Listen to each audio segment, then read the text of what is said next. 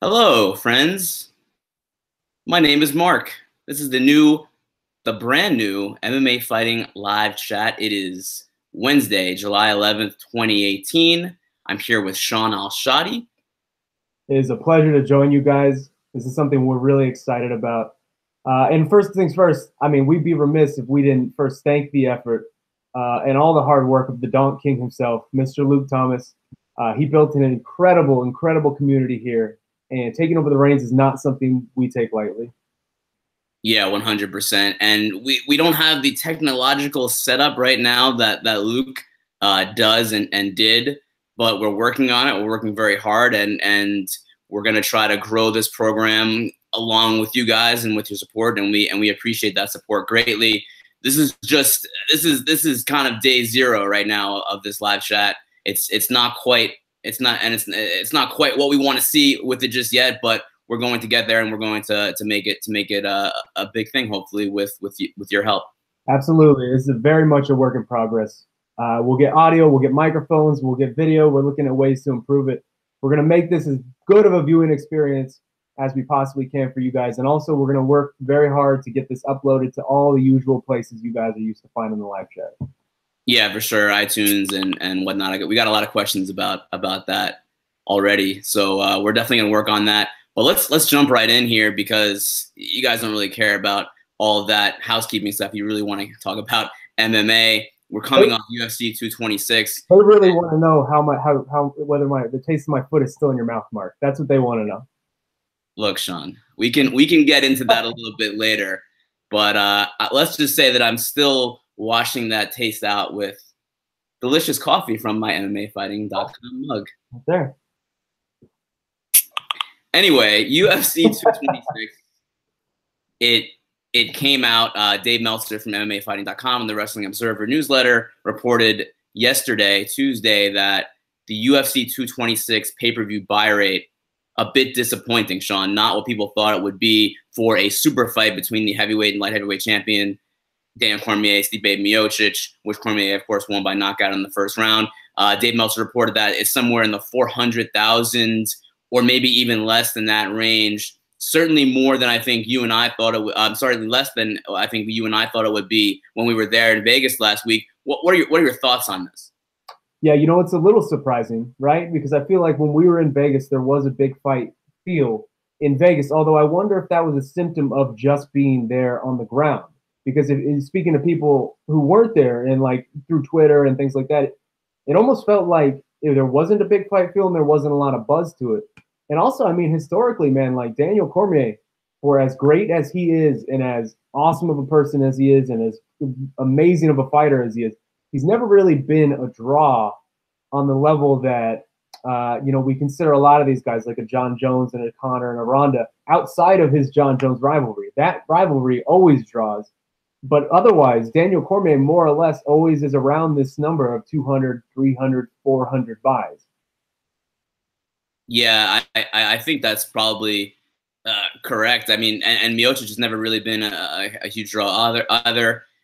You know what? I'm surprised by that a little bit, to be honest, because although it's in a new era where 400,000 is maybe, I mean, it's not what it used to be. I mean, that's actually not a terrible number now. Now it's almost kind of an above average number with the way pay-per-view sales are going now. But I thought for sure this was going to be somewhere 500,000 and above, just because of the magnitude of the fight.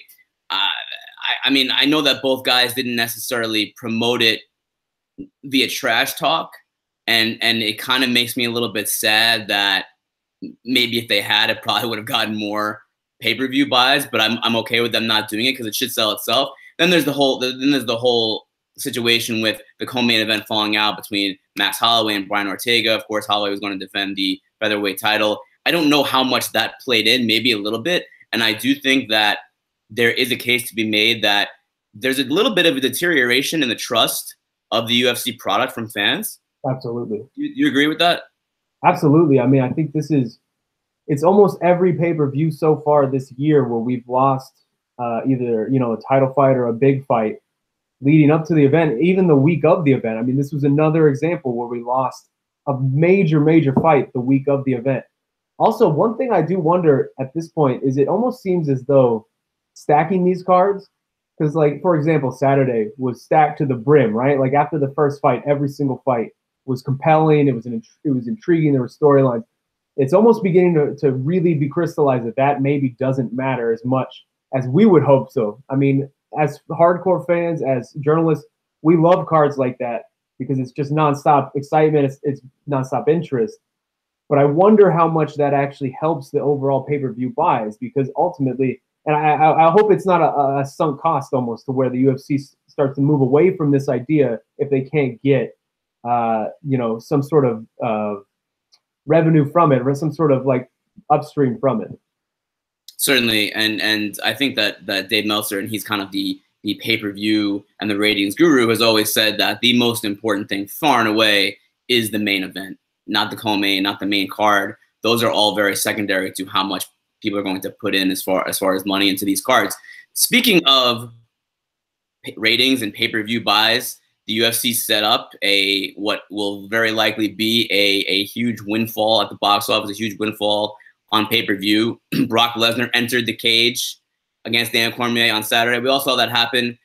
It came out on Monday, Shaun, that Brock Lesnar is actually now back in the USADA pool. He has been since July 3rd, and he is eligible to come back January 8th. That is the first day that he can come back. He can't come back in November for the MSG show. I'm actually quite curious because January 8th is a little bit of a random number. Had Brock come into the pool like a week earlier, he could have made the year-end show, could he not? I mean, I wonder why he waited as long as he did. What any thoughts on that? I'm sure it's just Brock being Brock, man. Like Brock is gonna make money regardless. Like he knows that. I don't feel like he's in a rush. DC has always had since March. He's kind of had that deadline out there forever. And also, I mean, we didn't even know whether it was going to be DC or Stipe. So, I mean, I'm sure Brock doesn't care about anybody else's timeline. Brock is going to sell because Brock is a big seller. So I don't think he was in any kind of rush or felt any kind of obligation to adhere to whatever schedule somebody else was maybe looking for. I have a couple of questions for you about that. How much does that fight sell on pay-per-view, do you think? Oh, goodness, man. I mean, that's really DC's dream fight because that's somebody who will engage in him, not in a way that Stipe definitely did not. I mean, I really feel like we're going to see DC, unabashed pro wrestling fan, dial up those theatrics to just such a crazy level that I wouldn't be surprised if it gets 800,000, 900,000 by the time this comes. Okay, one last thing before we kick it to the questions. Does Daniel Cormier go down to 205 and defend that title before he fights Brock Lesnar early next year? I hope not, right? We just saw this guy weigh in like 41 pounds above the light heavyweight championship limit.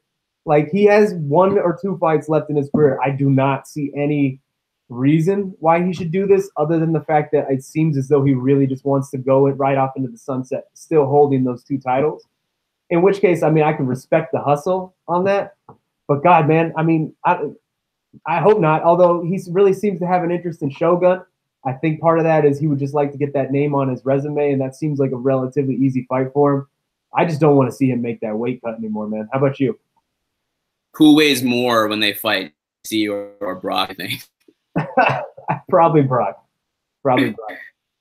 I agree. I do get the Shogun thing because he's someone who is a name. I think it's someone that DC feels he can probably beat. I bet that Brock Lesnar is probably in that same category for Cormier, so I get that.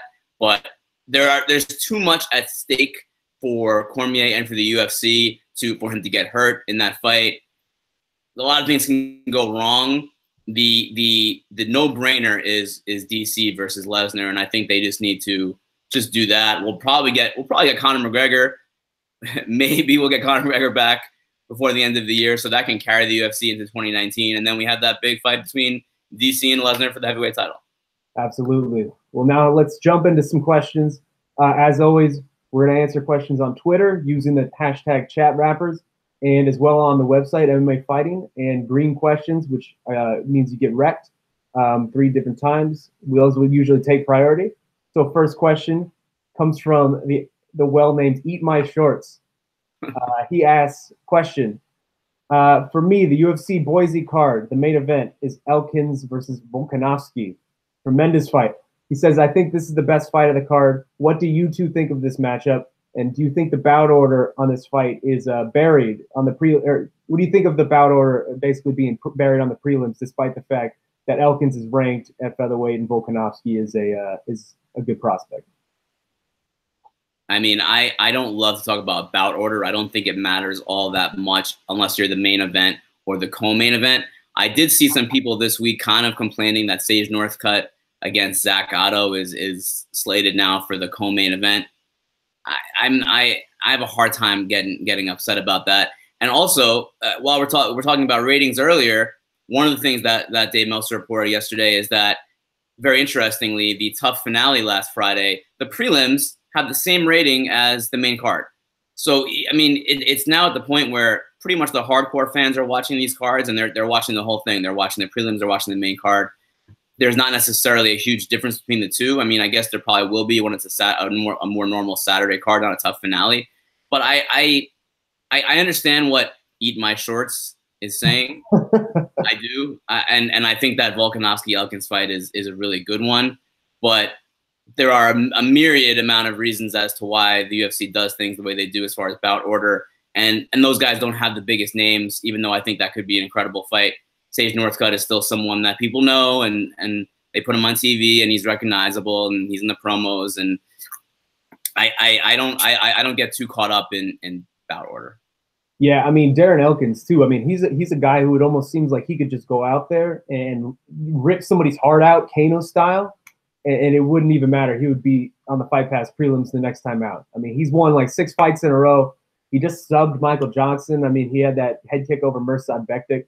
What does this guy got to do to get love? I don't know, but maybe this is the one. I mean, Alexander Volkanovski is a hype prospect. I mean, hopefully this is the one for Derrick and Elkins to push through. And then the second part of that question from Eat My Shorts, I appreciate this. He said he really likes the long written pieces that I do for Jose Aldo and Nate Diaz. Actually, some of the artwork from those is right there. And he said, do I have anything like that coming out in the near future? I won't waste too much time on this. I had one really good one that was probably the best one I've ever done, and it was going to come out a couple months ago, and then something happened, and I was unable to do it. Hopefully I can use that in the future, and it's not dead, but I was really bummed about that. I also got one now that's kind of percolating up here after the events of this weekend, so we'll look forward to that moving forward. What a tease! Hey man, Shaun, let's talk about this a little bit more. Come on, let the cat out of the bag. Oh, can't yet. I can't yet. I still can. I think I can still use the one that I really wanted to. I had like 15 interviews deep in it. The artwork was all done. It was a bummer. Fine. All right, let's move on to Jamie1234. Very creative username. Jose Aldo. What do you think of his matchup with Jeremy Stephens at Calgary? Do you think he can win, or is he past his best? What do you think, Shaun? You think Aldo's gonna win that fight? It's a hell of a fight, man. That's a hell of a fight. I wonder, sort of with the events of what's happened within the last week, how distracted Jeremy Stephens is.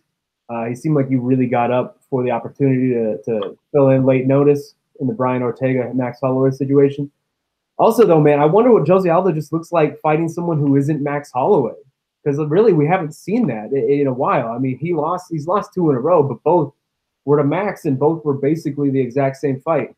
There's a very real chance that Jose Aldo and Max Holloway is just a very bad matchup for Scarface. So, I mean, I feel like this will go a long way to proving or showing, I guess, one way or another, whether Jose is really at this point where maybe he's past his prime, or was it just a bad stylistic matchup? Because Jeremy Stephens is a guy who you can out technique him. Like you can be faster and more technical than him. And there's definitely paths to victory there for Jose Aldo if he is still, this featherweight king that we knew him to be for so long. What do you think, Marc?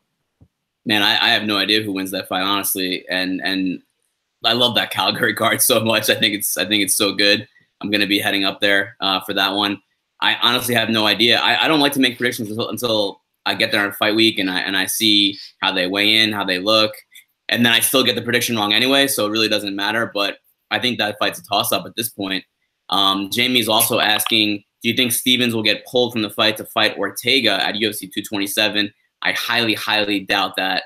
Yeah. I don't think Ortega is going to fight unless it's for the undisputed featherweight title, unless they can maybe put an interim title on the line. There's a lot we don't know about Max Holloway. So I think that once we find out more and hope everything is well with him, we can kind of figure out what's happening in that featherweight division.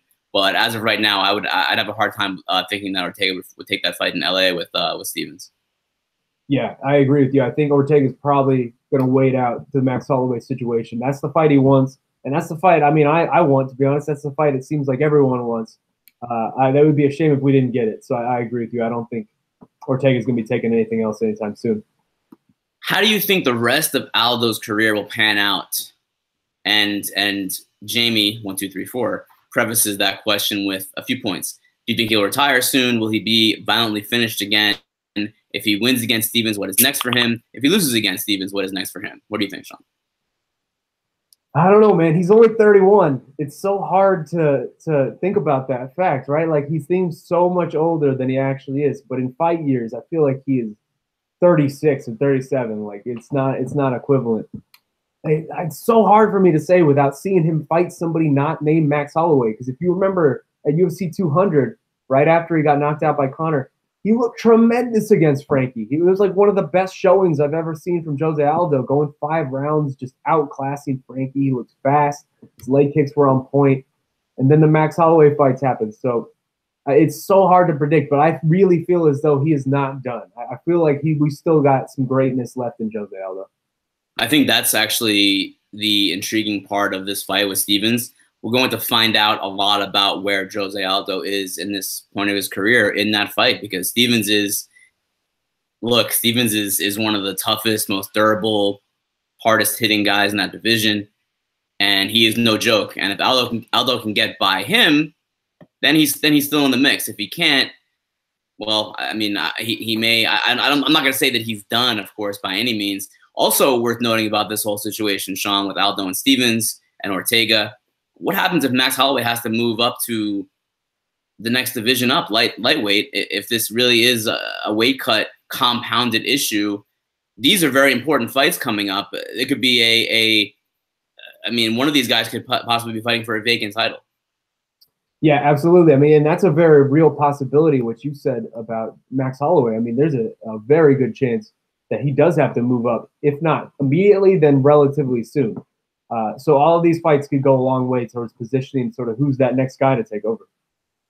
For sure. Let's move on to a question about Dominick Cruz from Debbie123. I think all these questions are from someone who uses their first name and then just a few consecutive numbers in you know, I was going to say the alphabet, but that doesn't really make a lot of sense. Let me have some more coffee. Dominick Cruz, what do you think is next for the former champion Dominick Cruz? A fight that has been discussed is him versus Marlon Moraes. What do you think of this fight, and do you think Cruz will win? Do you think Dom will get his belt back for a 3rd time? Any general thoughts to add, and good luck with the chat. Well, thank you, Debbie, for the good luck. What do you think about Dom Cruz, Shaun? It's intriguing, man. It's intriguing. I mean, he's still, you know, speaking today, or not today, but this week on the MMA Hour. He gave us a little injury update. His arm is still healing. There's been some complications there, so it doesn't appear as though we're going to see him anytime soon. To be honest, I mean, depending on his timetable, I wouldn't mind if he gets thrown back into that title mix immediately. I mean, we're probably going to see, or we are going to see TJ and Cody too, relatively soon.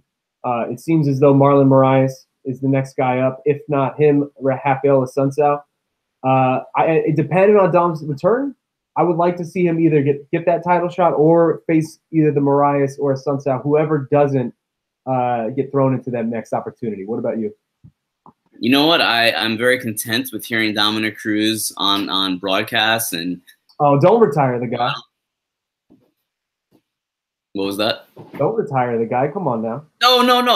Will you let me finish, Shaun? Let me finish. I'm very content with that, and I hope that he takes the time that he needs to recover, because I know that was an issue in the past where he came back too soon from those knee injuries and re-injured himself, and it's just kind of a history. He has some bad luck with injuries, Dom Cruz.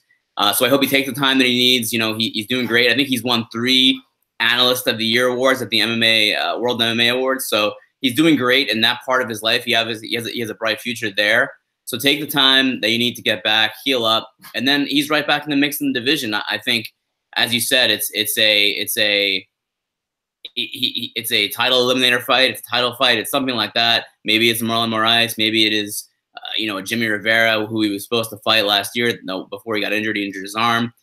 I think Dom Cruz still is in the mix in the division as long as he can come back healthy. Although I do think that the bantamweight division is now better than it's ever been, and I think that the athletes are getting better. I think that everything about it is getting better. And I'm not saying that Dom Cruz is left in the dust at all, not at all. But I do think that division is very, very intriguing. And I mean, pound for pound, I think it's one of the top 2 or 3 divisions in all of the UFC right now.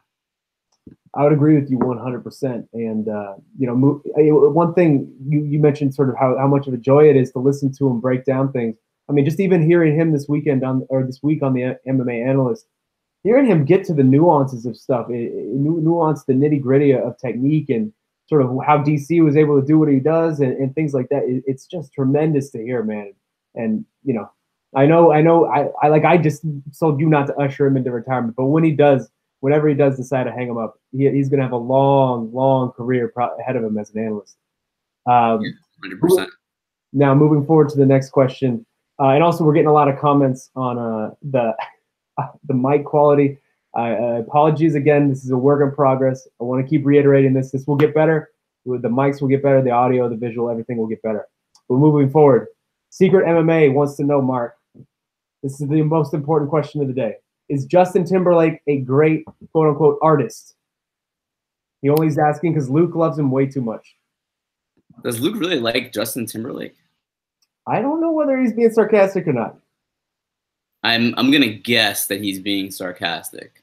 I didn't know, but I know the whole Luke IPA thing. I know that he's very, very against that. Which, by the way, I did not use an IPA for the shoey on Sunday. Just putting that out there for the record. I don't really have a strong feeling either way about Justin Timberlake. He's okay. I gotta be honest, have not put a whole lot of thought in my life toward Justin Timberlake. That's a shame. That's a shame. I'm doing okay despite that, though. I feel like I'm still living a pretty good life. I feel like I'm pretty anti Justin Timberlake. I don't really have a reason. I just don't care for that guy that much. Let's move on. Question from Gitters. Gitters. TV shows. Very random question, but what are you two's favorite shows you are watching at the moment or have watched? Also, if I can give a recommendation, the end of the, we can say, we can curse on this, right? Is that a lot? This is our podcast. You can do whatever you want. End of the Fucking World is a great show. I don't know what show that is exactly, but Shaun, are you watching anything right now? I am. So I'm getting ready to start Glow season 2. I know you're already ahead of me on that. I've been waiting for my fiance Danielle to get ready for that. So we're about to start that. I'm watching Succession, just because I'm addicted to all HBO stuff. It's okay. I don't know. I'm kind of missing Westworld and a few of the other shows that ended recently. What about you? Just finished Glow. It was fantastic, but it's too short. It's too short.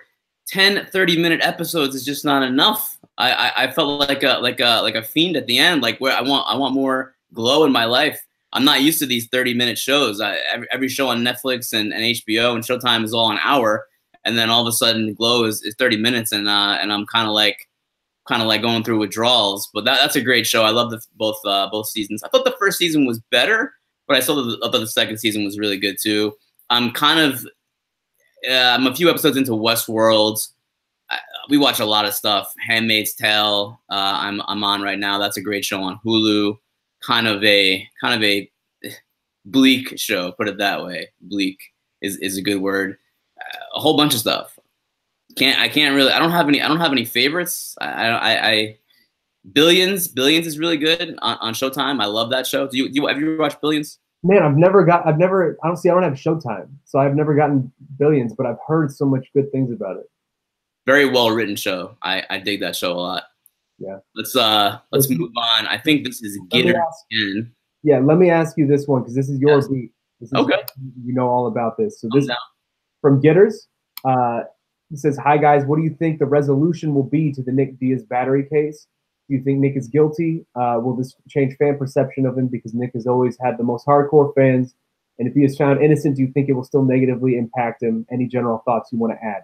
And Marc, you've been all over this beat, so give me your thoughts on Nick Diaz. Yeah, this is a tough one. I don't know what will happen because I'm not a lawyer. I don't really know legal stuff on that level. It certainly is not looking great for Nick. Yesterday, as MMA Junkie reported, he's now facing 2 additional felony charges, plus the felony and misdemeanor charge that he was already faced with. That's 4 charges total now, and they're all domestic violence. Now 2 domestic violence by strangulation, 1 domestic violence causing great bodily harm. It doesn't look great for Nick. Is he innocent? I have no idea. I mean, I think that what we do know is that whatever happened, the alleged victim did come out of that house that night pretty badly injured. She was rushed to the hospital. The police said in the report that it was a possible broken hip. So we know that. We don't know what happened. No one knows really what happened except for the people who were in that house. So it's not great right now for Nick Diaz. And I think just bottom line when it comes to Nick is I think everyone hopes that he can just get his stuff together. It seems like he's just in Vegas constantly partying if you follow him on social media. And that's fine. That's all well and good. And partying is great. But we just hope that he's not going down a spiral. We would like to see Nick, even if he's not fighting, we want to see him lead a good life and prosper and do his thing. And we don't want to see him too much involved with alcohol. The alleged victim said in the police report, which of course we have no idea if it's true or not, that he's starting to use cocaine. Again, we have no clue if that's accurate, but that's what she told the police. So I don't know, man. I'm conflicted about the whole thing because you hear domestic violence and the radar is like, well, this is awful. Obviously, this is terrible, and you kind of want to immediately say this is a bad guy. But I mean, we've covered Nick's career. We know that he is a very complex, complicated individual, and he always has been. And it seems like that it could only be compounded by all the partying, etc. I don't know Nick like that, but the best thing that I can say is that I hope he can get his stuff together and still lead a good life. I don't care if he doesn't fight again. Does not matter to me. I just hope that everything goes okay for him and I don't know if he's innocent or guilty, but that's not up for me to decide. That's up for a judge and a jury to decide. I think that just as journalists, we have to kind of just look at it objectively, and no one wishes badly on the guy. Yeah, absolutely. And I mean, I will say though, you said it doesn't matter to you whether he fights again. It matters to me a little bit, man. Selfishly, like it feels as though we're really missing what could have been an incredible prime for Nick. I mean, we're coming up on, I think, the start of year 4, almost at the beginning of next year. Will be start of year 4 since he last competed against Anderson. And man, he's only 34 years old. Like, we really are missing all of these good years where we could have been seeing incredible Nick Diaz fights. He is one of the few guys in this sport who really draws. He's a unique character. He's a very introspective guy. If you can get him to really just sit down and talk about things. I miss him, my man. I miss him. I miss Nate. I miss the Diaz brothers in general. It seems like the game is sorely lacking characters like that right now. So hopefully, like you said, he can get everything figured out. And I mean, this does appear to be a really bad situation. So hopefully everything's okay on all sides. He did say on TMZ, I believe over the weekend, that he would like to come back and fight next year. I don't know if that'll be a possibility. I don't know if that's really how he feels or if that's what he wants. But before this all went down, he did get his USADA situation, the whereabouts violation, corrected. So he was eligible to fight again. And Dana White had said right before this happened that he was talking about a comeback. So I don't know, man. It's tough, man. Yeah, this is a tough one. It's tough. You want to move on to some lighter things and ask me that shoey question? Sure, I like you teeing it up right there. So this is from BCG347. For those of us that are out of the loop, please explain the shoey experience. Why did you have to do the shoey? What was in the shoey? And this is really the most important one. How would you describe the experience, my friend? Well, I'm still washing my mouth out with some delicious coffee here. Also, while you do that, I will note that my shoe smells like complete trash right now. I have not been able to wash whatever the hell that awful combination of 5 years of sweat and stale beer is, because it smells like complete trash. I've had to like isolate it in a part of my house where it won't stink up. My closet kind of got the bad. I feel like I almost got the worst end of this, but please tell me about your experience. I hope, Shaun, that you don't think that I feel sorry for you. You know, if you're trying to play the victim in this shoey game, I'm sorry, sir. It's just not going to work out for you. So to explain what exactly that whole disaster was on Sunday, so Shaun and I made a bet. He's still cackling. It's 3 days later, still cackling like a madman. Okay, so Shaun and I made a bet on the early weigh-in live stream Friday morning before UFC 226 over the Derrick Lewis versus Francis Ngannou fight. I wagered that, of course, that fight would end in the first round. Shaun said, there's no way it's going to end in the first round. It's going to go past the first round.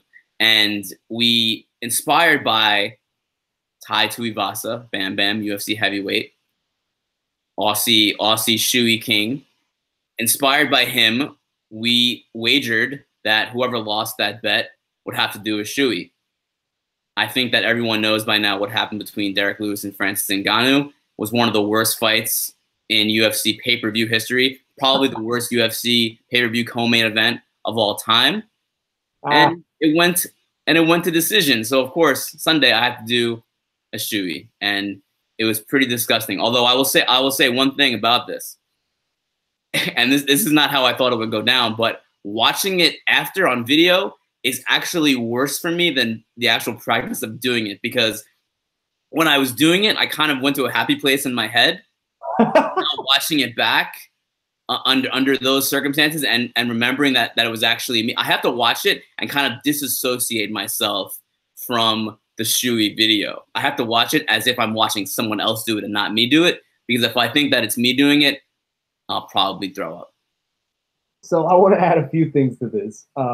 One, while we were watching, we were sitting next to each other on press row for UFC 226. And as this fight was happening, I didn't look at you once. I was just staring straight ahead with the biggest smile on my face, because immediately, the first minute, you could tell where this was headed. It was the most predictable thing in the world. I at one point, I think your head was in your hands. Everything about this was just so good. And I want to add, I was doing like some wind sprints and getting ready outside in the hallway for this.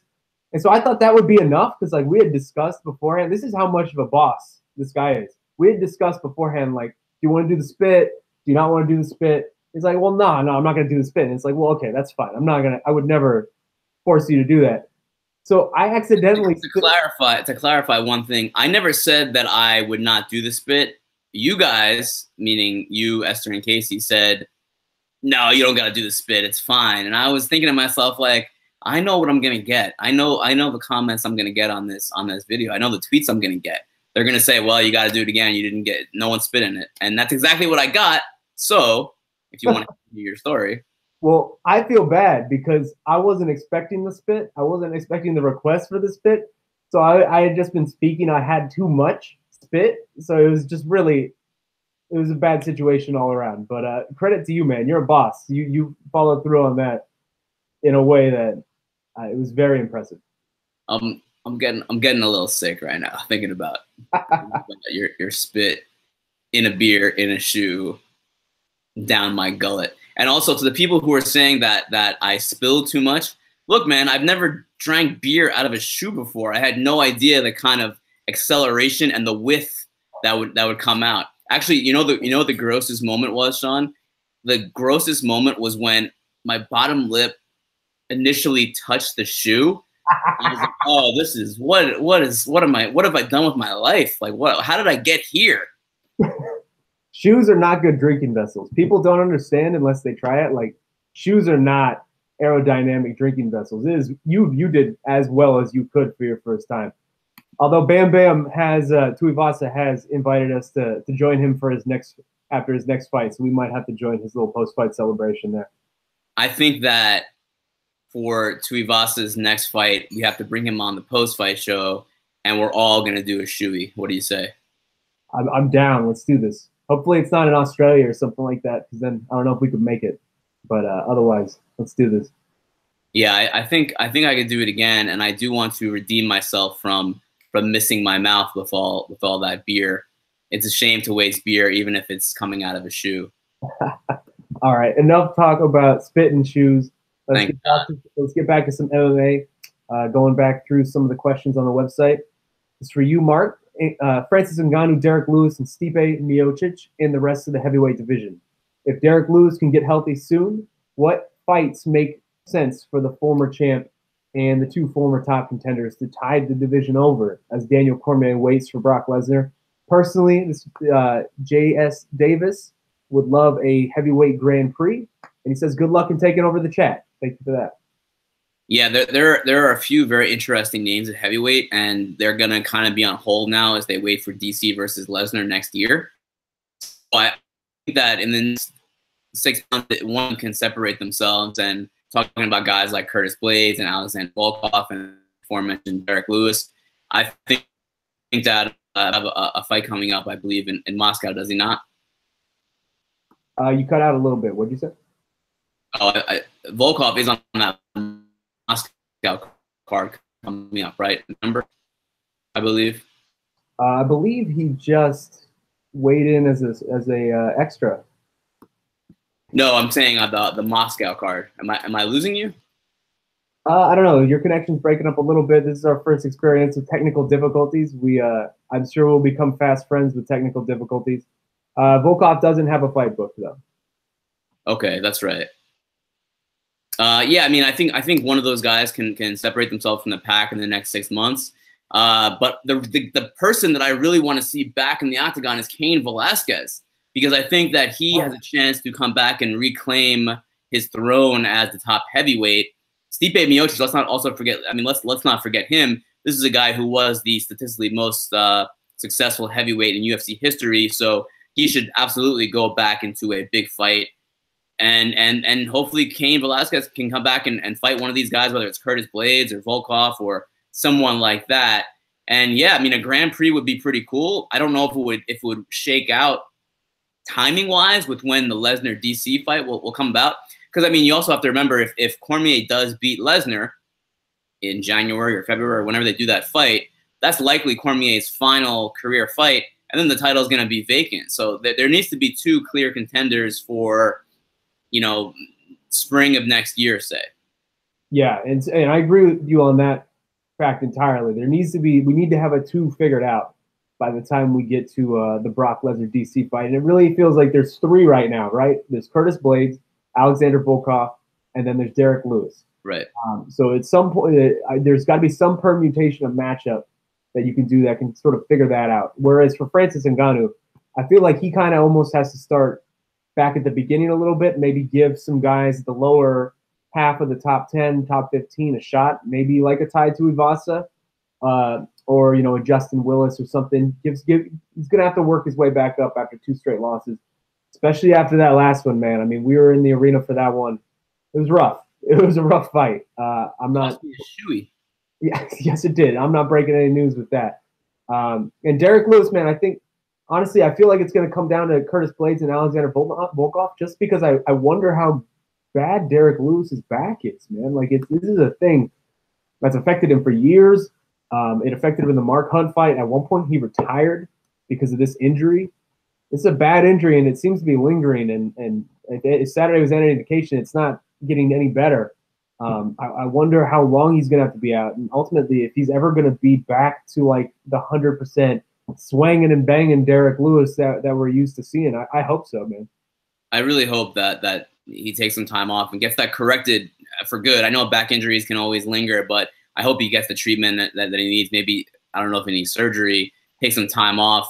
He always feels the pressure, I think, to get back and fight again. Shaun, I wanted to ask you this. This came out on Monday morning. Francis Ngannou's statement saying that essentially the fear, which that's a word that fighters do not use very often, the fear from his loss to Stipe Miocic in January came back against Derrick Lewis, and he admitted to being tentative in the cage that night, which we all saw, but now he was able to articulate it into words. How did you feel about his statement? Yeah, you know what? It was unique. It was unique, and it was interesting to see him be so honest. Because, like you said, fear is not a word that we see fighters regularly use or be willing to use. I think, honestly, man, it's a condemnation on sort of the lack of the desire to throw in the towel in MMA a little bit. Because if you go back and you watch that Stipe Miocic Francis Ngannou fight, at no point in the last few rounds is Francis Ngannou in that fight. He's basically just getting trotted out there to get beaten on some more, to get more tired, to get wrestled more. And there's never a point where he's mounting anything that looks like he could come back. And I understand the idea that, especially with a guy like that, one shot could change everything. But at that point, he was so exhausted that you're just really sending him down into a downward spiral mentally, where he's just getting really beaten in a way that he's never experienced before. And it showed, man. It showed, like he admitted it, that was still sticking with him. If they had stopped that fight in the third round or the fourth round and corner thrown in the towel and he gets to live to fight another day, I wonder if he's so tentative against Derrick Lewis. For sure. Let's move on to Lucian. Holloway symptoms and fight withdrawal. Reading on what there's probably known about the Holloway situation before they removed him from the card was really scary and confusing. Something that especially felt puzzling was the item that he had been in the hospital for symptoms on Monday and still decided to go forward despite arguments with his team. While it was really difficult for the team, do you think the UFC knew the situation already on Monday? And if they did, do you think they should have pulled the fight far sooner than that? Also, how much do you think does the situation affect Max as a fighter going forward? In the far future, hopefully he fights again. I'm not going to at all criticize the UFC for how they handled this situation. I think they handled it very well. And I honestly, I don't even know that it was the UFC's call. It was a call that Max and his team made, and credit to him. I mean, just as I was talking about Francis Ngannou's team not throwing in the towel and looking out for their fighter against Stipe, Max's team made an impossibly hard choice to pull Max from that fight. Really at a time where it was, shaping up to be one of the biggest fights of his career, and he was going to make some decent money from it. That's not an easy decision to make without the support of the fighter, because Max didn't want to get pulled from that fight. So there's no criticism. I love the way that was handled. It was a very, very scary situation, and even just talking to people at UFC 226, you were there. There was a feeling in the air of almost just worry amongst the fighters and the people around on the ground about Max Holloway's condition, man. Like, he's a 26-year-old kid still, who is very mature in this game, but he still has a lot of room to grow in this game. And I don't feel like he's reached his prime yet. And to have something so uniquely scary happen to someone like that, as opposed to, a 35-year-old heavyweight who had been knocked out a bunch of times or something like that. It's a frightening situation. Sorry to cut you off. The most interesting conversation that I had about Max Holloway was at Media Day last Thursday. We were asking a few fighters what they thought and if it was kind of a scary situation because people don't talk enough probably about head injuries and at the time, and we still think it was concussion-like symptoms that Holloway had. So I asked Khalil Roundtree, who obviously ended up having that big knockout win over Gokhan Saki on Saturday, and he had a really interesting answer about the Holloway situation. He said basically he doesn't wish Holloway badly. He hopes everything turns out great, but he is happy in a way that stuff like that is coming to light and that fans can see it and there's a spotlight on it. Do you get what I'm saying? He was basically saying, like, look, I hope Max is fine, but it's good for fans to hear that these kind of things happen to fighters, and they happen probably a lot more than any of us know and realize, or maybe even want to think about. Yeah, absolutely. And this is something that the King Donk himself, Luke Thomas, was talking about on the MMA Hour this Monday is, I think there's something to it. It's something that hadn't occurred to me before he said it. We really do ask fighters to do too much, just in the grand scheme of things. Like their obligations are so overwhelming, especially in a big fight week like that, that I think we lose sight of the difficulties that they're going through. Right, like we're talking to these guys on Thursday at media day, and literally the next morning they need to be on weight. So they're doing all of the media and speaking and trying to be engaging while actively doing the hardest part of their week, which is cutting weight. In general, I was a little disheartened by the reaction I saw from fans. There was a sect of people who were mad at Max Holloway, thought he was pulling out for stupid reasons, and then there were people mad at Brian Ortega that he wouldn't take a last second fight and risk his career. It's like, man, these guys go through so much. They are asked to do so much, and they get paid so little compared to real professional athletes in the UFC, or I'm not the UFC, but in the NBA and the NFL and MLB. That it was good to see, I guess, that at least, like you said, Khalil Roundtree, that this was at least illuminating some aspect of this for people that maybe don't think about it. These are not video game characters. They're not action figures. They're real human beings, and they have real injuries, and head injuries are an enormous risk in this sport. They're not only that, sorry to interrupt, but they're not only that, but they're real human beings, and a lot of them have second jobs. Like anytime you hear a fighter speaking about his side job or his full-time job, it's just another clarification of how far we still have to go in this sport, because that's just insane, man. Absolutely. And actually, you brought up Ortega. We did get a question on Twitter from Ryan Webb. As much as I wanted to see Brian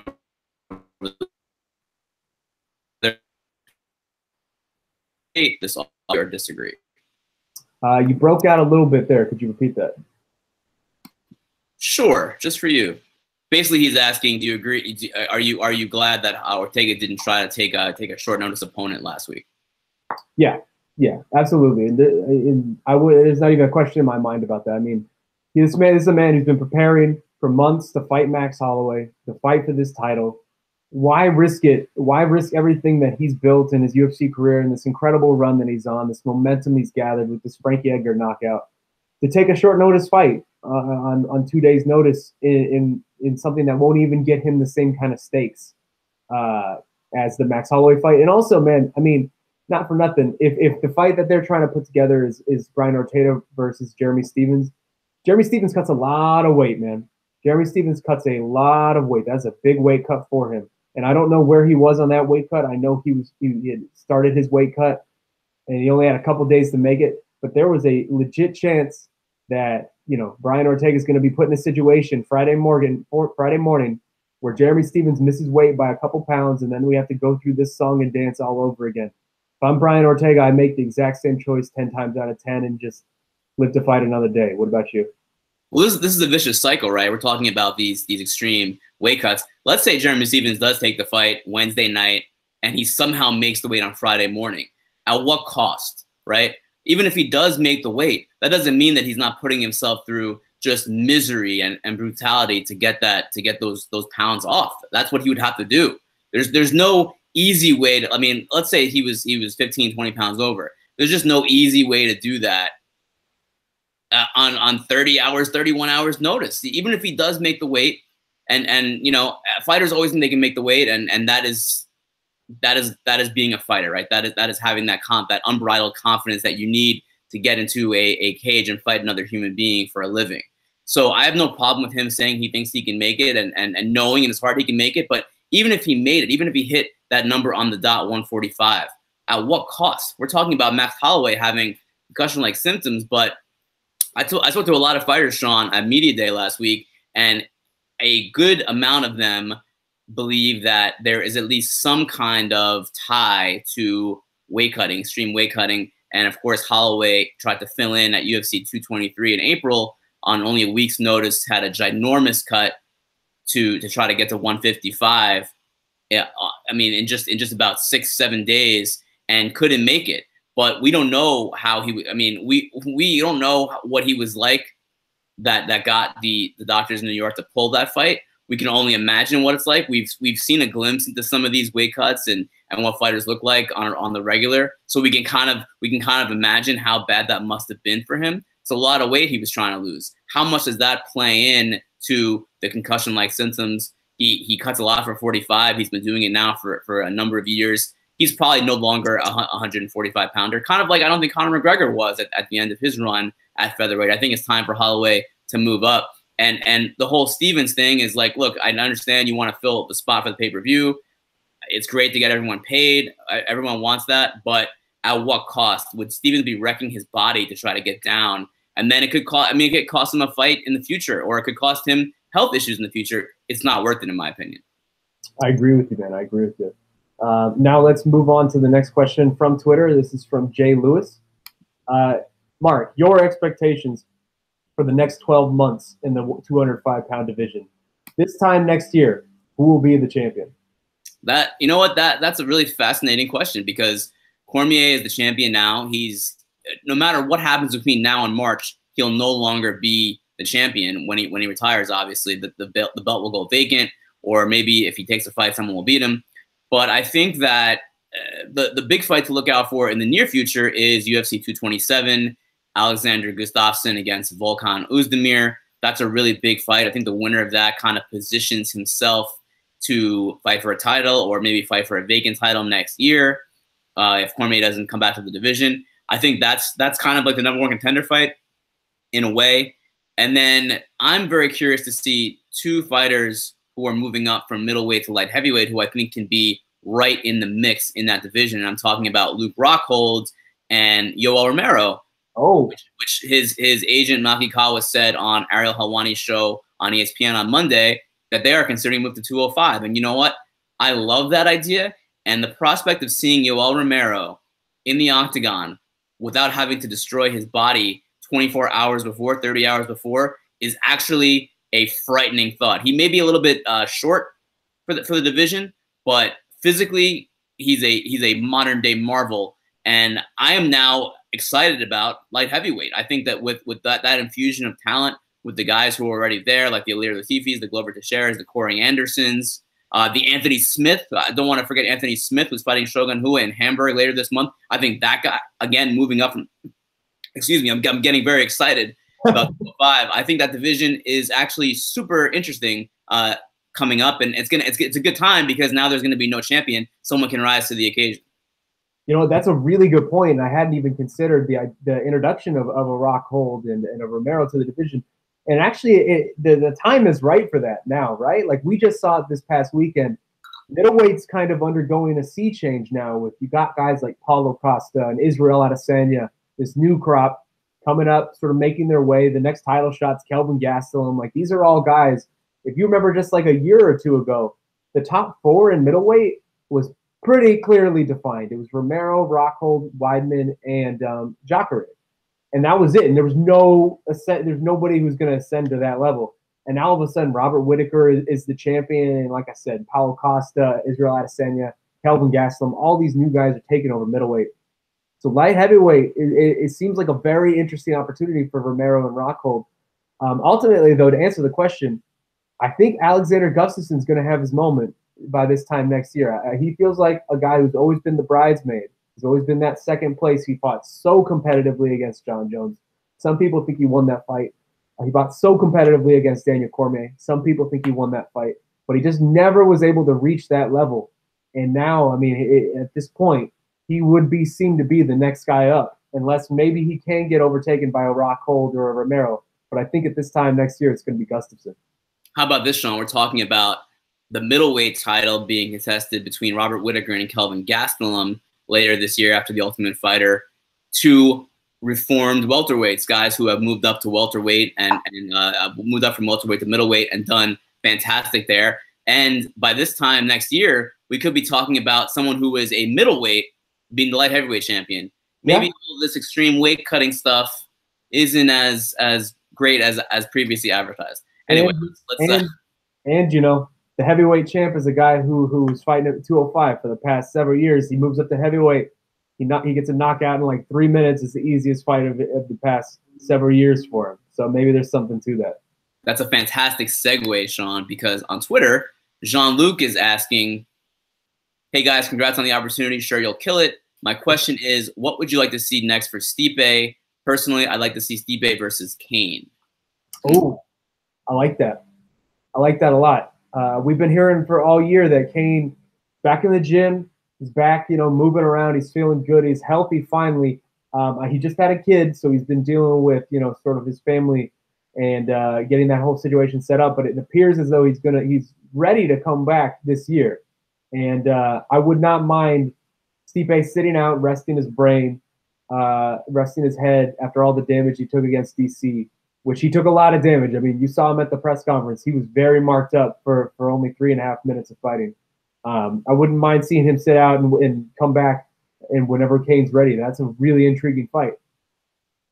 I think that I agree with you about sitting out, and I think it would be to his benefit because I do think that if Cormier beats Brock Lesnar early next year, he retires as the heavyweight champ, he vacates the belt, I do think that Stipe Miocic deserves to be in that vacant title fight. Do you agree? I agree. I agree 100%. I mean, it was all we talked about last week. This is a guy who is breaking records at heavyweight. One loss can't change the fact that he's still statistically the greatest heavyweight champion the UFC have seen. I mean, he was on an incredible run before that. I don't see how this could bump him down that far. You know who might be a factor in the heavyweight division next year? Guy named John Bones Jones. Oh, lordy. Wouldn't that be fun? Could happen. I think that if and when Jones comes back, whether it's middle of next year, beginning of next year, after that, we don't know what his USADA suspension is. Could fight at heavyweight, could fight at light heavyweight. Things could get very, very interesting in those two divisions if that guy is back on the scene. Absolutely. So now let's return to the website. It's a question from the Empire 91. It says midweek UFC events. Hey guys, glad the live chat will continue, and we're very glad to keep it going. With the Contender Series doing seemingly well and PFL having some success, do you think the UFC should consider doing normal midweek events, maybe a fight night or a UFC on Fox? It would obviously help if they did not have them run as late as they normally do. Preach on that. But during the summer months, they would only be competing with baseball. What do you think, Marc? I mean, I think that they've done the midweek events in the past with tough finales on Wednesday nights. Ratings are never that good. I do think that I'm digging the PFL. I'm actually digging the format. I think the cards have been pretty good. Same. I mean, look, you cannot go wrong with Dana White's Tuesday Night Contender Series. Oh, so good. I went to Contender Series 2 weeks ago, and it was over in 90 minutes. 5 fights in 90 minutes. I mean, you cannot do better than that. It's the matchmaking. Sean Shelby and Mick Maynard are doing a phenomenal job matchmaking for those cards. It's really superb, and the incentive to get into the UFC, which you're really going to only do by finishing your opponent, I think has exponentially made those fights more entertaining. So I'm really digging that. But I think those are good for what they are, Contender Series and PFL. I don't necessarily know if we need another UFC midweek card, although with ESPN being in the picture for next year with the broadcast deal, who knows? I mean, ESPN has a ton of sports under its umbrella, so we could be seeing UFC midweek. Who knows? Yeah, you know what? I want to add on to what you were saying about the PFL and the Contender Series. I was saying this on the MMA Beat a couple weeks ago, where it's in the PFL is similar in the same in a same way, where it's almost a different type of fighting because of the incentive is so incentivized to finish, and finishes are so prioritized. Contender Series, you're probably not getting a contract unless you get a finish. And PFL, the point system, the way this has worked out, it really incentivizes early finishes. So it does seem to be like a much more wide open game where people are really willing to take chances and maybe be a little more reckless than they would normally. I mean, ideally that creates more finishes, and it seems like it actually is in practice. As for the question about midweek events, I agree with you. I don't know that midweek events are something we need more of. I think what we need more of are early events. I think in general, anytime you can get an early event, whether it's starting in the morning or starting in the early afternoon, it just feels better, man. Like my favorite events are the Sunday morning events where you just wake up on Sunday, watch fights, and they're over by 2 p.m. our time, West Coast, Best Coast time. That there's nothing better than that. The things like the tough finale last week, where it doesn't end until what 1 a.m. Eastern Coast time, and there's really only one or two fights you want to see. It's rough, man. And I don't know how. Credit to all the hardcore fans out there who sit through events like that live, because when I'm not covering an event, there's most likely a chance I'm just going to DVR it so I can skip through the hours and hours of in between time. Let's hope in the ESPN era that pacing issue kind of goes away. Let's hammer out some quick ones before we run here. From Twitter, IB Freely asking about Mike Chiesa. He said he had a foot injury, which made it more difficult for him to cut weight. He still tried anyway. Was this the right decision, or should he have pulled out of the fight until he was 100%? Yeah, you know, that foot injury was sort of, you heard whispers about it last week being around in Las Vegas. That's a tough one, man, because Mike, he admits he's a guy who cuts a lot of weight. Speaking to him last week, I mean, he said he's bigger than a lot of the welterweights he trains with, and he wasn't proud of that. And if you can't run, if you can't, get really that sweat going because your foot's hurting, I would imagine that weight cut was a very, very, very difficult process for him, because then you're just having to do it the wrong way, right? Like you're just having to really suck all the water out of your body and just do this in a very unhealthy manner. I mean, I credit to him for trying, though, man. I mean, nobody wants to pull out of a fight, and especially him after the whole UFC 223 thing with Conor, and he lost that fight, and he just wanted to fight. And I can appreciate that on a certain level, where it's just like, man, he needed a paycheck. These guys don't get a paycheck when they don't fight, and he just needed a paycheck. So credit to him for trying. But for his health, you almost wish he wouldn't have. Yeah, I agree. I mean, you get it, because he's got to get paid. He missed out on the payday, at a UFC 223. I'm just glad that he said that he's going to move up to 170. I think that's the right move. I think he'll be very good there. I think he'll be great there, man. Like, this is another example of like a Kelvin Gastelum thing, where it's just like, how much was that weight cut affecting Mike Chiesa's performances, right? Like he had such a dramatic weight cut every time, and it's only gotten harder for him. If he doesn't have that weight cut and he is at least lighter and he can 15 pounds heavier, I think he's going to be a much, much improved fighter at 170. And I'm really excited about it. I agree. I think he's a top 10. It's a very good division, but maybe even a top 5 welterweight. We'll see how that goes. Yeah. Next year, I want to throw this next one at you, because I'm very excited about this question. This is somebody that I was very impressed with this weekend. It's not a shoey question, right? No. I would never do that to you again. That's not true. I'm going to totally do that to you again. But I'm very excited about this man. This is coming from Tragic Bronson. He asked Dan Hooker, what's next for him? 4-fight win and finish streak. Can he get a ranked opponent next? Yeah, I mean, he should, right? This guy is on fire. 4 in a row, all finishes. He's got a submission in there. He's knocking guys out, his knees. And this is a theme, Shaun, that we're talking about on this broadcast. Guys moving up, girls moving up in weight and doing better at that weight class. He was at 145. He told me last week at media day that he felt like a zombie at 145 pounds. Like he couldn't think in the octagon. He said at 155 he can actually think and make moves based on his head, whereas at 145 he just had to kind of run by instinct alone, which is not a good thing at all. You don't want to hear that the brain is affected by these weight cuts, but guess what? It is affected by these weight cuts. I think that the sky is the limit for him. And how about that gym? How about that gym, City Kickboxing in New Zealand with Dan Hooker and Israel Adesanya, Eugene Behrman, the coach? I mean, this is one of the great stories of the year. This small gym coming up with 2 possibly elite fighters in the UFC. Absolutely, man. I mean, I am the driver of the Dan Hooker bandwagon at this point. I am all aboard. I mean, this is a guy who was really just like a middling featherweight. Like, he was alternating wins and losses. He fought Yair Rodriguez. He didn't look good there. He lost to Jason Knight.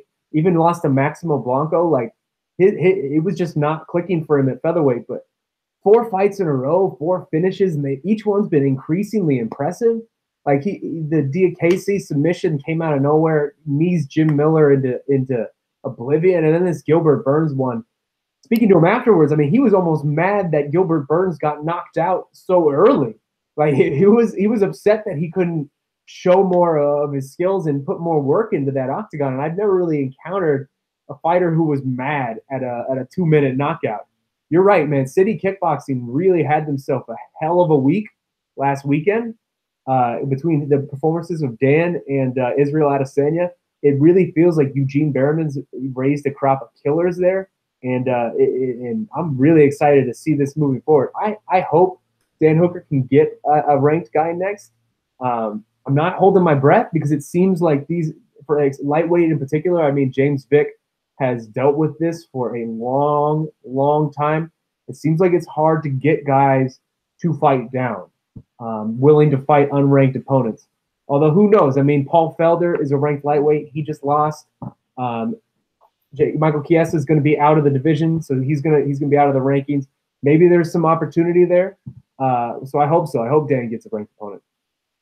From JJJ on Twitter, do you think DC versus Jones 3 is unlikely, considering Lesnar can't fight until at least January? Let me answer this one first, Shaun. I have a hard time seeing DC Jones 3 ever happening. If Daniel Cormier does indeed retire next March, like he said he's going to, then I don't think we'll see that third fight at all. I think that is coming down. I don't know when John Jones will be back, but I don't think it'll be before early next year. You know, an 18-month type suspension, I think that's probably the minimum. It's already almost a year now, and if DC is going to fight Lesnar early next year when he's eligible to fight again, then I don't think we're going to see that fight again, unfortunately. I agree with you, man, and it's a bummer because I really would love to see that fight at DC's natural weight class of heavyweight. DC really just seemed like a different fighter at heavyweight. If I don't know how much you guys go to the Reddit MMA site, but I'm constantly on RMMA, and the night after UFC 226, somebody had a really nice breakdown of how powerful, how deceptively powerful DC was. It was a lot of gifts of these various jabs he was throwing, and everything, whether it was just a short hook or a jab or whatever kind of small amount of space he generated, he was snapping Stipe's head back. It was power, man. It was power like we really haven't seen from DC at 205. I feel like he is a natural heavyweight. He should have always been in heavyweight. The fact that he was even able to get to light heavyweight is remarkable. I think that fight is a lot different at heavyweight, and it's a shame that we're not going to see it because I agree with you. I think John's going to be out for a while, man. I don't know. I know that every day it seems like we hear different things, but it feels like it's going to be at least another year, and we're just not going to get that timetable. On Twitter, Degenerate Dane, which is that's a great name, makes a very good point. Any love for 2 Bellator cards or even one this weekend? Renzo Gracie is fighting one. That is incredible. And yes, there is a good one card. There are the two Bellator cards. One from Thackerville, Oklahoma, which is headlined by Julia Budd defending her women's featherweight title, and of course a very, very good featherweight title fight on Saturday in Rome between Patricio Pitbull Freire and Daniel Weichel. And Saturday is also UFC Boise, headlined by speaking of heavyweights, Junior Dos Santos, who could also be up there in the division if he can beat Blagoy Ivanov. So it's a good weekend of MMA action. Yeah, I mean, the first Bellator card has the return of Michael McDonald and the return of Eduardo Ordonez. Those two fighting each other. That's going to be an intriguing one. Chris Honeycutt is always an interesting prospect. I don't know why there are 2 cards. It seems as though if you combined these cards into one, it would be a lot better. Because there is a little bit it's not the deepest cards, either of them. Although you still got little nuggets. Andrei Koreshkov coming back too. It should be good. It should be some interesting MMA. And now I want to get your thoughts on this one, Marc. This is very important, and loyal viewers of the live chat need answers to these questions. We need your opinions on the following topics: yellow mustard, Jason Bourne. Oh, this is also coming from Judo Joker on Twitter. Yellow mustard, Jason Bourne, A1 steak sauce, beating people to death with car antennas, and Donk Dawkerson versus Rick Rickerson. I'm gonna start first with Yellow Mustard. Where are you at on that? I don't mind Yellow Mustard. What Wrong I'm noticing answer. here is Wrong that answer. Wrong answer. Yellow Mustard is awful. That is the only answer. what I'm learning on just the first day of doing this live chat is that Luke Thomas has a lot of very strong opinions about things that really don't matter all that much. No offense, Luke. Look, man, you need to choose sides on the Yellow Mustard debate, and you're on the wrong one. And I don't know if we can continue to be friends after this. We're gonna need to talk. I like Dijon mustard. Is that okay? Is that good? That's better. That's better. I like honey mustard. So always delightful. What is this beating someone with a car antenna deal? Hold on, you're jumping ahead. What do you think about Jason Bourne? Fine. Nah, I've never seen a single of those movies. I'm not gonna lie. I think I saw the first two, maybe. Luke is not a fan, correct? Well, he's right on that as well. Then A1 steak sauce. There's only one right answer, and I hope you're on the right side here. I do not. I don't do the A1. Don't do it. Thank you, God. You don't put A1 steak sauce on a steak, you savages. Oh God, no, never. You don't put anything on a steak, man. There's some, it was the Béarnaise sauce sometimes once in a while, maybe like a wine reduction, red wine reduction. That's some good stuff. But oh, look at you, fancy. No, I'm a coastal elite, as they say, Shaun. Right? I live in LA. I don't know what's up with these next two beating people to death with car antennas and Donk Dawkerson versus Rick Rickerson. What did Luke talk about all these years on this live chat? I thought this was an MMA chat. What are we talking about? I know the Donk Dawkerson. I'm a big fan of the Donk catchphrase. Yeah, I like the Donk Dawkerson. I think when you just talk for hour plus on end every week, you're just going to start getting some ridiculous subjects, and I'm sure we'll experience that pretty soon. Should we do a few more questions, or do you have any more Luke stuff? Someone asked us on Twitter, Ricardo Gennaro Gomez, if we're weebs. Shaun, I have to be honest with you, I have no idea what that means. Well, he said right afterwards. Come on now, don't discredit the man. I know he did, but I saw that initially, and I was like, what is this man talking about? So he asked, are we closet weebs, anime fans, in parentheses? If so, what's your favorite anime? If not, what's something you nerd out on besides MMA? Are you an anime fan, Marc? I am not. I've never, ever watched anime. Never anything? Never watched it. I see. I've always been someone who disliked it, and then I saw a couple things that really changed my mind. Like Attack on Titan is tremendous, and Death Note was also very good. And now I feel like I almost want to jump into the waters, but I don't really have any knowledge of it. And I also really dislike when things are too anime, if that makes any sense. Like when things are too way over the top with the anime-ness. I don't know if that makes any sense. But if you have any suggestions out there, I would love to hear them. I'm always down for recommendations. I've heard One Piece is good, but I know absolutely nothing about it. I've never heard of it. The thing that I nerd out about. What do you nerd out about? Because I already know the answer to this, so just tell me. Pro wrestling. Got it. Especially New Japan Pro Wrestling, which has the G1 Climax 28 coming up this weekend. It begins. It's like the March Madness of Japanese pro wrestling. Shaun, who you got? Who's gonna go to the finals and win the G1? See, I thought it was gonna be Kenny Omega and Okada again, and then I was talking to you yesterday, and you changed my mind. You had a very convincing argument. Please tell the fans what you think is gonna happen. Well, first of all, let's shout out John Pollock and Wei Ting. Their post-wrestling website and podcast network has a contest that you can go to through their Twitter, post-wrestling, where you can pick winners for all of the G1 Climax matches over the next, I guess, 3.5, 4 weeks. So Shaun and I were doing that yesterday, and I have to kind of school this gentleman about some pro graps from some Japanese pro wrestling. I think, here's what I think. This is my prediction. It's going to be Tetsuya Naito against Kazuchika Okada in the finals after Kota Ibushi and Kenny Omega on the final day of block play. They have a draw. Naito goes on. He faces Okada. Okada wins, setting up Okada Omega 5 at Tokyo Dome, Wrestle Kingdom in January. That is my prediction. All right, now that we have lost half our viewers, all of our viewers are gone. They're all gone. We're talking to each other. That's it. Yeah, let's close this out with one more MMA question. This is coming from Josh Nason from the Wrestling Observer. He's asking on Monday's Hour, Daniel Cormier was talking about Gustafsson having to earn a title shot. He wonders if that's kind of hypocritical, considering Lesnar hasn't officially fought or won, I guess, since 2010. No? And now he's talking about Shogun. What are your thoughts on what DC thinks?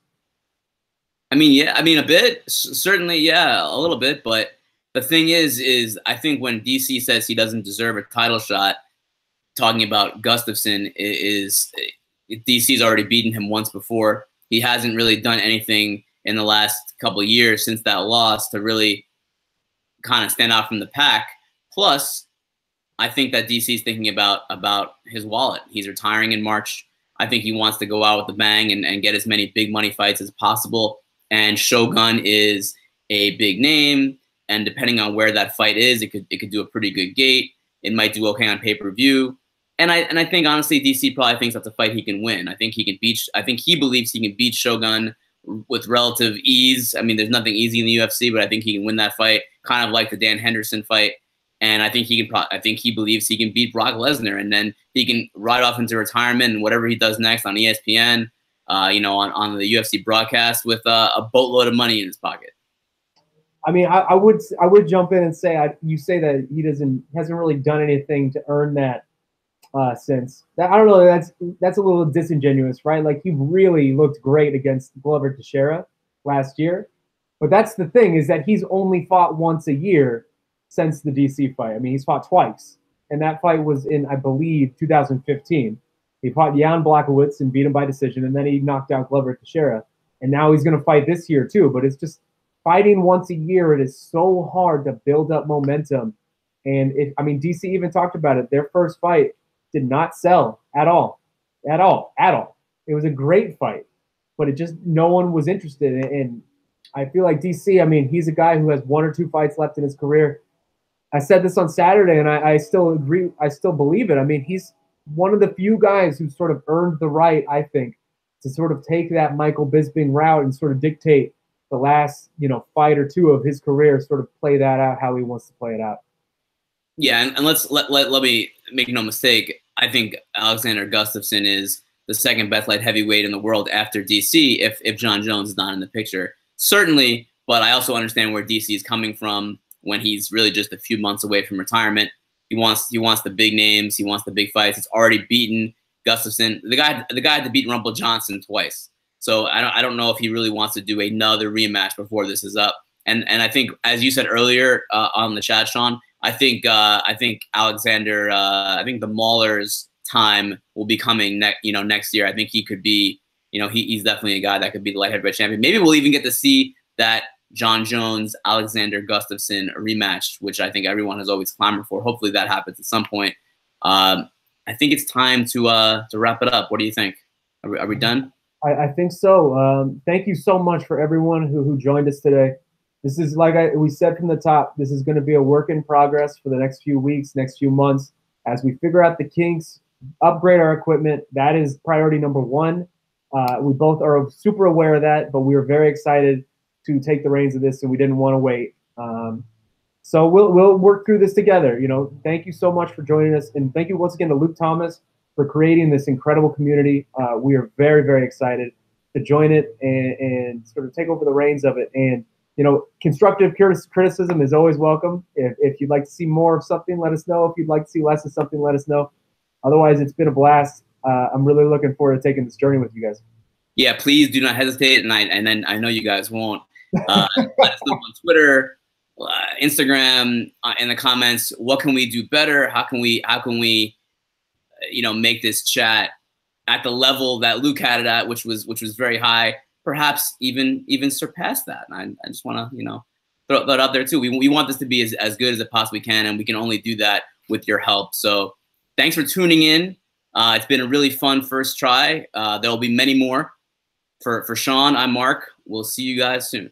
Thank you, guys.